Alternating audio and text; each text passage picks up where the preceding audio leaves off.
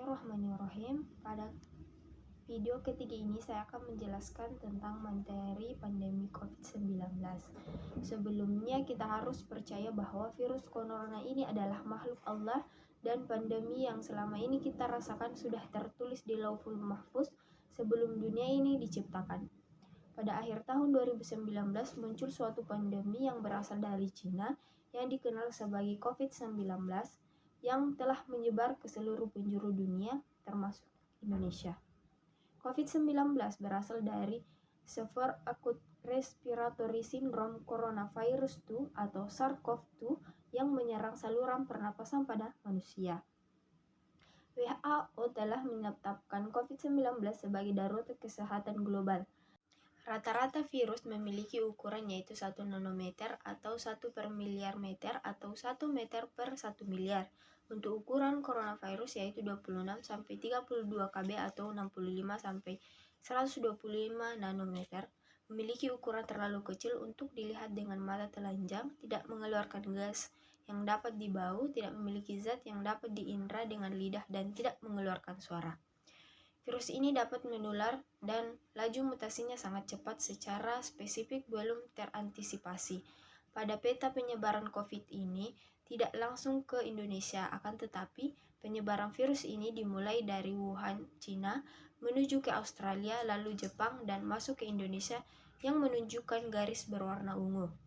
Berdasarkan ilmu pengendalian penyakit infeksi terdapat 3 cara penularan, yaitu yang pertama adalah droplet borne yang menular lewat percikan, 2. kontak borne yang menular lewat kontak, yang ketiga airborne yang menular lewat udara. Itulah sebabnya kita dihimbau untuk tidak berkerumun, memakai masker dan rajin mencuci tangan serta menjaga kesehatan. Dalam kondisi regular COVID-19 menular melalui droplet dan kontak borne.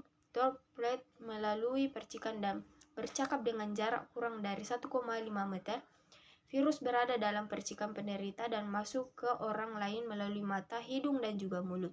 Seseorang yang sedang batuk menutup mulut dan hidung lalu jabat tangan dengan orang lain, lalu orang tersebut memegang hidung, mata, atau mulutnya. Harus menerapkan physical distancing. Berdasarkan pendapat dari Amru Ibnu As menyatakan bahwa wabah itu seperti api dan kalianlah bahan bakarnya, maka saling menjauhlah kalian agar api itu tidak memiliki bahan bakar yang dapat menyulutkan dan akhirnya ia akan padam dengan sendirinya. Maka selalu terapkan physical distancing. COVID-19 sangat berisiko penularan dalam kerumunan dan juga melalui udara. Dalam kondisi khusus seperti tindakan medis yang menimbulkan aerosol seperti tindakan pemberian ventilator yang menimbulkan aerosol di mana aerosol ini menyertakan virus ke udara, bisa pindah ke tenaga medis. Ada muncul pertanyaan, untuk apa sih cuci tangan harus dengan sabun dan air mengalir? Ada di deskripsi ya teman-teman, silahkan dinonton. Selanjutnya saya akan menjelaskan tentang cara menghitung mikroorganisme dengan PCR pada kasus Profesor Idrus, yaitu X dikali 2 pangkat N sama dengan 1, di mana X adalah jumlah awal mikroorganisme dan N adalah jumlah amplifikasi atau siklus atau perbanyakannya. Jika mesin PCR baru mendeteksi virus ketika berjumlah 1, maka X kali 2 pangkat 37 sama dengan 1 menghasilkan X sama dengan 7 kali 10 pangkat minus 12, di mana 7 kali 10 pangkat minus 12 merupakan jumlah virion yang ada di dalam liur Profesor Idrus dan bisa membuat beliau positif COVID-19.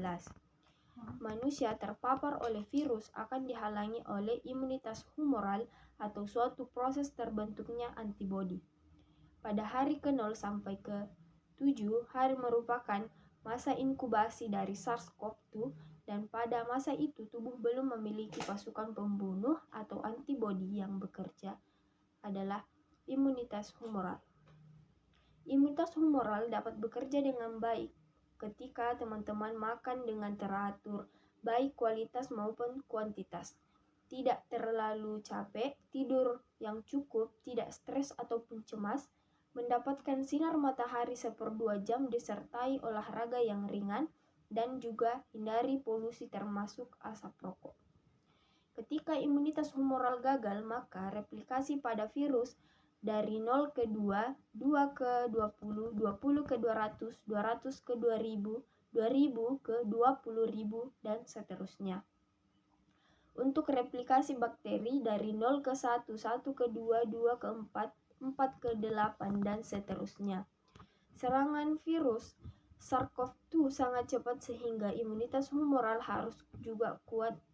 Ketika teman-teman mengalami stres dapat menimbulkan imunitas humoral. Teknik PCR dapat mendeteksi virus SARS-CoV-2 dan rapid test berupa IgM, IgG, dan deteksi antibodi. Selanjutnya saya akan menjelaskan tentang beda tipe vaksin. Pada COVID-19, RNA penyebab COVID-19 yaitu Pfizer Moderna. Untuk virus lain, adenovirus yang membawa spike protein virus penyebab COVID-19. Virus penyebab COVID-19 yang telah diinaktivasi berupa Sinovac dan AstraZeneca berupa adenovirus Thr 26, suntik V berupa adenovirus tipe 26 dan 5. Masing-masing vaksin memiliki kelebihan dan kekurangan terutama terkait dengan efektivitas dan kemudahan dalam pendistribusiannya di Indonesia. Vaksin AstraZeneca, Pfizer, Sinovac, Sputnik V, dan Moderna harus melakukan penyuntikan sebanyak 2 kali.